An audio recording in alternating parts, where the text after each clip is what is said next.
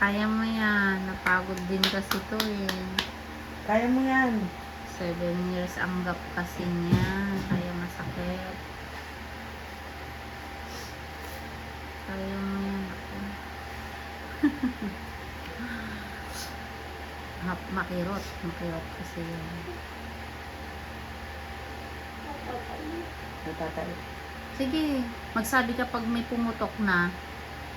Nasa man dyan pa yung panabigan mo eh.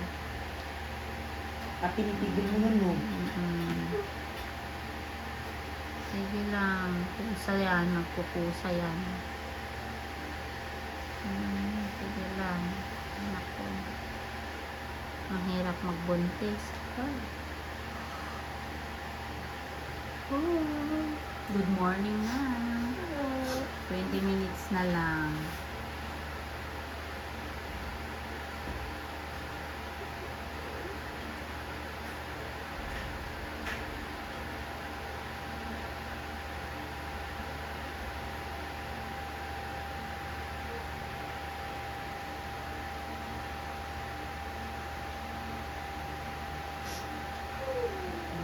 Sakit talaga.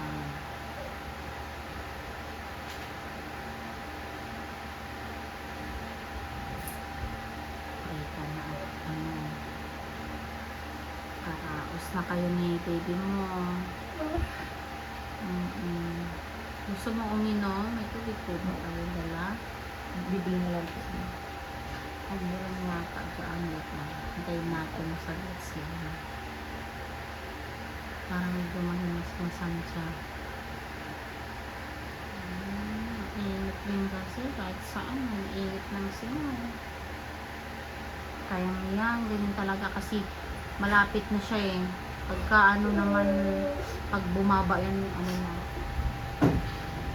PJ, kaman lang kayo tidanong. Wala ka naman tidanong. Ano? Lalabas na ka. Sabi ka pag may pumutok ha, panubigan mo yun pagka may pumutok. Kasi meron ka pa eh, kapal-kapal ng panubigan mo. Para may tubig na? Minom ka muna ng tubig. Para na ihe. Sige, malaki yun, parang gaganon yun. Lobo. Oo, sige. Inom ka muna, tapos sampa ka na. Baka andyan na yung baby mo. Kaya mo yan, ako. Iri mo. Sige, huwag kang mahiya. Ayan yung feeling kasi malapit na.